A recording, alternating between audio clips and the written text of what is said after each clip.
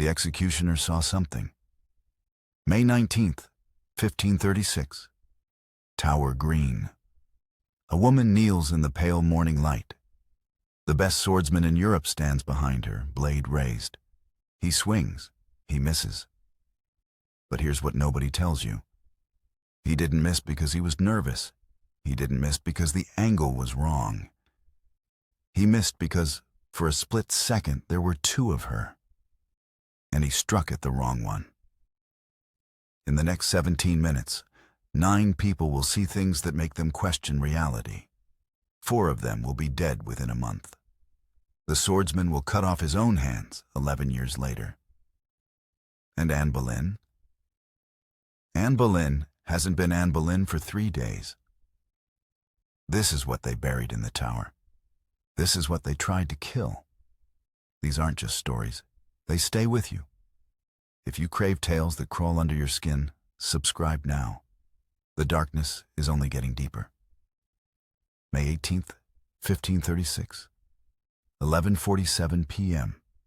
Anne Boleyn is alone in her cell in the Queen's lodgings. Not quite. Alone.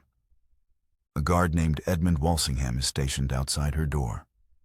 He's been there for 3 weeks, since her arrest. He knows her rhythms, knows she paces until midnight, then prays until dawn. But tonight, she stops pacing at 11:47. Complete silence. Walsingham presses his ear to the door. Nothing. He waits 5 minutes, 10, 15.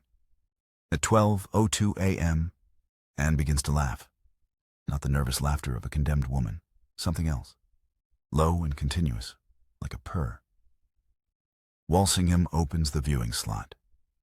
Anne is standing in the center of the cell, facing the wall, her back to the door, her head tilted at an angle that makes Walsingham's stomach turn, too far to the left, like her neck is already broken. "Madam?" he calls. She doesn't turn. "Madam, are you unwell?" The laughing stops. Anne's head rotates. Just her head. Her body stays facing the wall. When she looks at Walsingham through the slot, he sees her eyes. Later, 3 weeks later, in his final confession, before dying of what the doctors call brain fever, Walsingham will describe those eyes as black from lid to lid, no white remaining. He slams the slot closed, doesn't open it again until morning. When Anne's ladies arrive at dawn to dress her, they immediately notice something wrong. Her skin is cold, not corpse cold. Something stranger. One of them, Mary Wyatt, later writes that touching Anne's arm felt like touching marble that had been left in a cellar. Anne doesn't speak during the dressing, doesn't respond to questions, just stands statue still while they arrange her gray damask gown. When they try to fit the French hood, her Lady Margaret Lee gasps. Anne's hair has changed. It was dark brown yesterday, chestnut. Now it's nearly black, and there's something wrong with the texture. Coarse, almost wire-like. "Madam, your hair. Is it not beautiful?" Anne says. Her voice is different too, flatter, like she's speaking from the bottom of a well. Margaret backs away. Anne smiles. "I feel better than I have in years," she says. "I feel perfect." She touches her neck, runs her fingers along the skin there, slow and deliberate. "So small," she whispers. "So very, very small." At 8:30 a.m., they lead Anne from her cell. The walk from the Queen's lodgings to Tower Green is maybe 200 yards. It should take 3 minutes. It takes 11. Because Anne stops. Every 20 feet, she just stops. Frozen mid-step, staring at nothing. Her ladies try to guide her forward. She doesn't resist, doesn't acknowledge them. After 5, sometimes 10 seconds, she simply continues walking. William Kingston, the constable of the tower, is escorting her. He's walked dozens of condemned prisoners to their deaths. He knows fear, knows resignation, knows defiance. This is none of those things. At one point, Anne stops directly in front of Kingston, looks up at him. "Do you know what comes after?" she asks. Kingston doesn't answer. "I do," Anne says. "I've seen it." "Madam, we must continue. It's been waiting so long. Since before the stones. Since before the river." Kingston's hand moves to his sword. Anne smiles. "You can't kill what's already dead, William." She knows his name. She shouldn't. They've never spoken directly. She continues walking. When they reach Tower Green, the witnesses are already assembled. 200 people. Officials, lords, guards, all required to watch. Anne steps onto the platform. The straw crunches. And somewhere in the crowd, a woman named Catherine Parr, who will become Henry's 6th wife 7 years from now, feels her vision double. For just a second, she sees 2 figures on the platform. One is Anne Boleyn. The other is something tall and dark, standing directly behind her, wearing her like a coat. Catherine faints.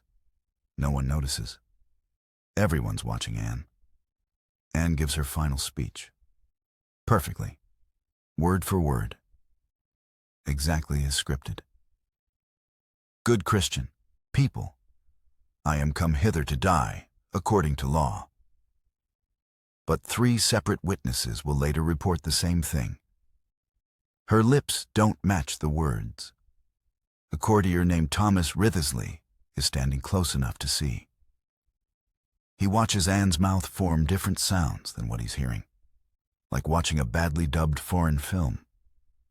The voice says, "I pray and beseech you all, good friends, to pray for the life of the king." But her lips form. It hungers. It hungers. It hungers. Wriothesley rubs his eyes. When he looks again, everything matches. He'll die 7 months later. Suicide. Walks into the Thames with stones in his pockets. Anne finishes her speech, turns to face the swordsman. The executioner from Calais is a professional. He's killed 47 people. 47 clean executions. Never failed. Never hesitated. He's been at the tower for 2 days.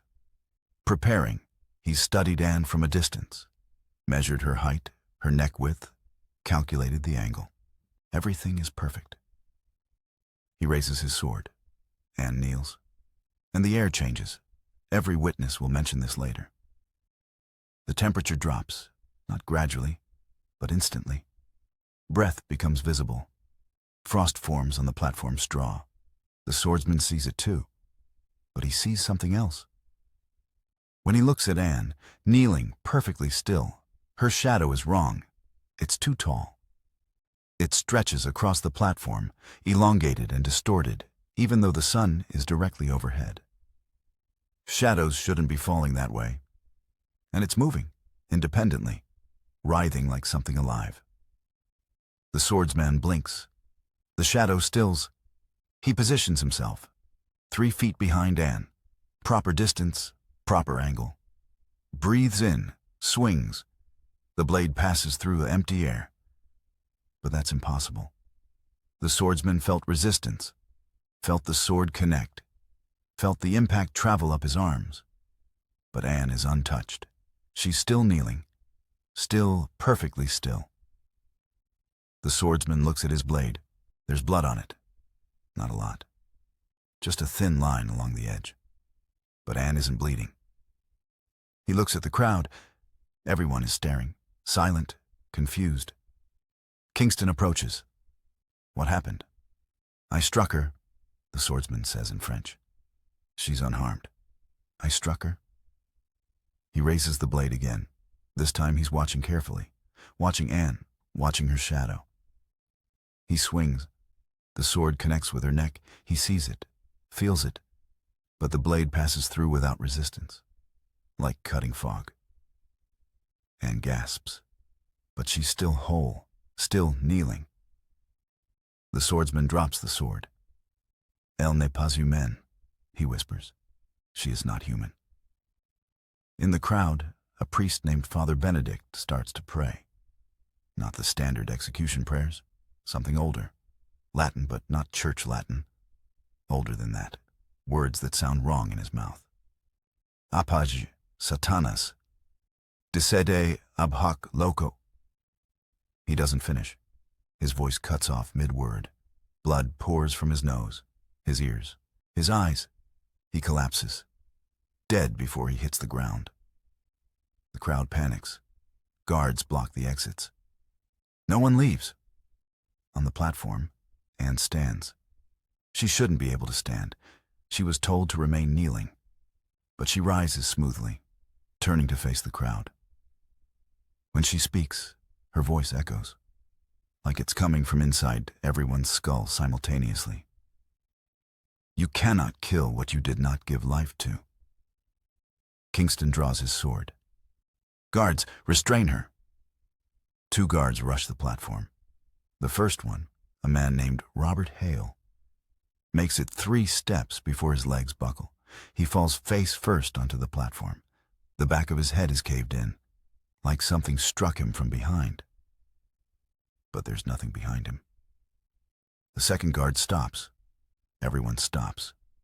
Anne tilts her head. That same wrong angle from the night before. 3 times you must try, she says. 3 times you must fail. That is the law. She kneels again, positions herself, closes her eyes. Proceed. The swordsman is shaking. He doesn't want to try again. Every instinct is screaming at him to run. But Kingston has a crossbow trained on him. Finish it, Kingston says, or die beside her. The swordsman picks up his blade. His hands are numb, have been since the first strike. He approaches Anne. She's perfectly still again, waiting. He raises the sword, brings it down. This time, it connects. The blade cuts into her neck, right side just below the jaw, 2 inches deep. Anne screams. But it's not her voice. It's multiple voices, layered. Some high, some low, some that don't sound human at all. Blood sprays across the platform. But it's the wrong color. Several witnesses will later describe it as black or dark as tar. One witness, a merchant named Pietro Savelli, insists it was luminous, like oil catching light. The blood hits the straw. The straw catches fire, not normal fire. Blue flames that spread across the platform without heat. Guards rush forward with water. The water evaporates on contact. Anne is still screaming. Her hands clutch the wound. Blood pours between her fingers, that same wrong-colored blood. But she's still kneeling, still upright. A physician named Thomas Wendy pushes through the crowd. He climbs onto the platform, carefully avoiding the blue flames. Examines Anne's neck. The wound should be gushing, should have severed the carotid artery. Instead, it's barely bleeding now, and it's closing. Wendy watches, physically watches, the flesh knit itself back together. Not healing, not scarring, just reversing, like watching a wound in reverse. Within 30 seconds, the cut is sealed completely. No scar, no mark, just smooth, pale skin. Anne opens her eyes, looks directly at Wendy. "Do you see now?" she whispers. Wendy stumbles backward. He'll make it 3 weeks. Brain fever, the records say. But his servant will report that Wendy spent his final days covering every mirror in his house, insisting something was looking back from the wrong side. Kingston orders everyone off the platform except Anne and the swordsman. He approaches her. "What are you?" Anne smiles. "I am Anne Boleyn, Queen of England." "No, you're not. I wear her face. I wear her memories. I wear her name." She leans forward. "What difference does it make?" "When did you take her?" 3 days ago, in the darkness, when she finally gave up hope." Anne's smile widens. "She invited me in, William. She prayed for death, and I answered." Kingston's hand moves to his sword. "Steel won't help you," Anne says. "Neither will prayer. I am old, William. Older than your God. Older than your stones and crosses and laws. Then why are you here? Why did you take her? Anne looks at the sword in the executioner's hands. Because I'm hungry, she whispers. And this place, this green, this tower, it's been feeding me for centuries. Every death, every execution, every drop of blood, spilled in hatred. She touches her neck again. Anne Boleyn was just the next meal. Kingston raises his sword. 3 times, Anne reminds him. That is the law, the old law, the one that predates your king and his tantrums. Why 3? Because all things happen in 3s. Birth, life, death. Maiden, mother, crone. Planting, growing, reaping. She kneels again. Twice you have failed. Once more, and I am free. Kingston makes a decision. He orders guards to bring a block. If the sword won't work, they'll use the old method. The brutal method. They bring rough timber from the carpentry shop. Place it before Anne. She looks at it, laughs. That's not how this works, William. You said 3 attempts. You didn't specify the method. Anne's smile fades. For the first time, she looks uncertain. The sword, she says. It must be the sword. Why? Because, she stops, because that was the promise. Promises can be broken. Anne's face contorts. The mask is slipping. For just a second, less than a second, everyone on the platform sees what's underneath. Something angular and wrong. Too many joints. Too many teeth. Then it's Anne again, but her eyes are black lid to lid.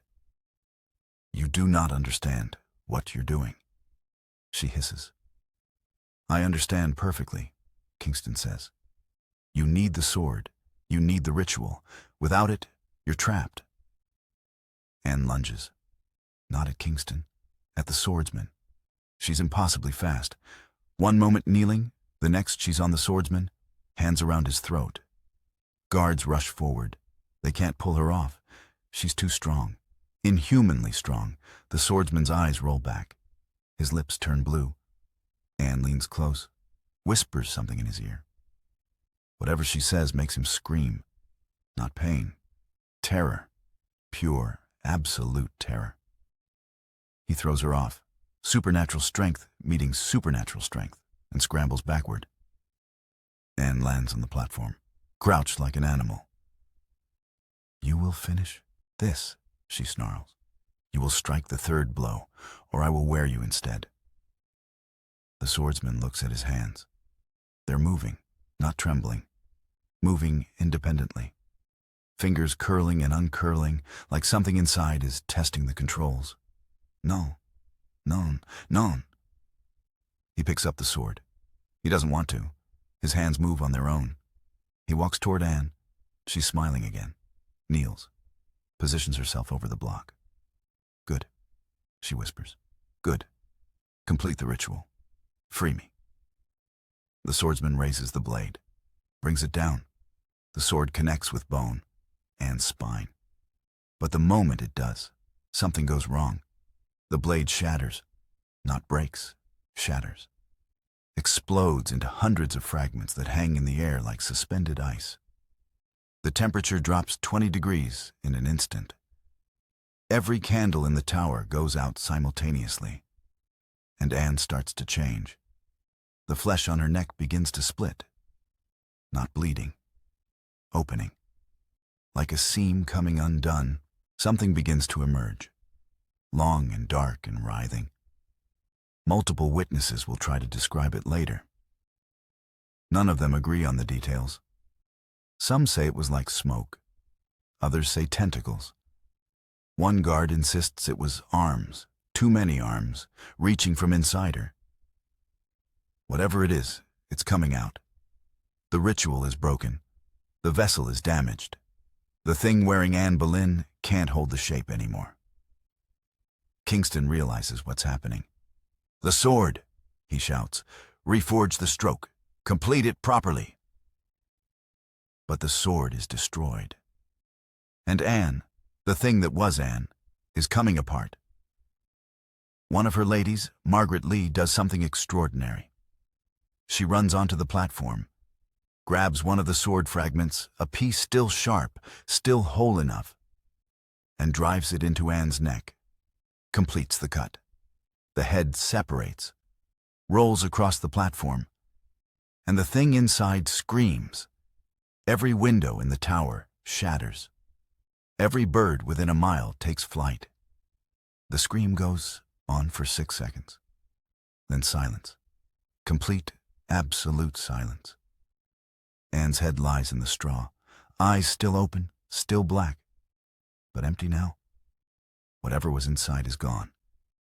They burn the platform, immediately. Before they even move Anne's body, Kingston orders the entire structure doused in oil and set ablaze. The blue flames return.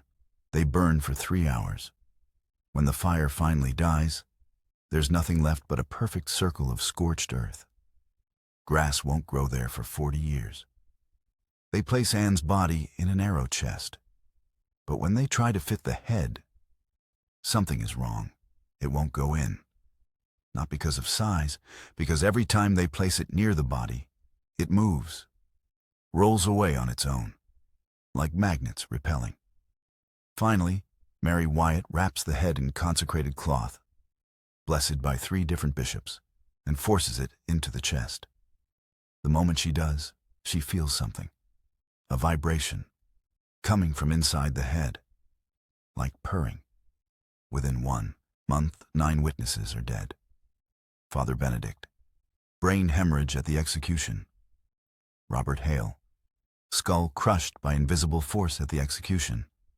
Thomas Wriothesley, suicide by drowning 3 weeks later.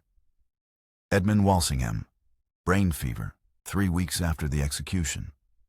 Thomas Wendy, brain fever 3 weeks after the execution. Catherine Parr survives, but she'll never speak of what she saw. Years later, as Henry's wife, she'll refuse to enter the tower, refuses to go anywhere near Tower Green. Margaret Lee, the woman who completed the killing stroke, dies in childbirth 2 years later. The baby is stillborn. The midwife reports that the child's eyes were black lid to lid.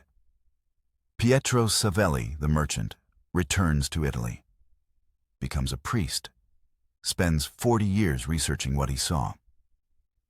Before his death in 1574, he writes a treatise titled De Natura Daemonum, on the nature of demons. In it, he describes a class of entity he calls carnatores, the wearers, ancient things that hunger for human experience, that take bodies like clothing and wear them until they're used up.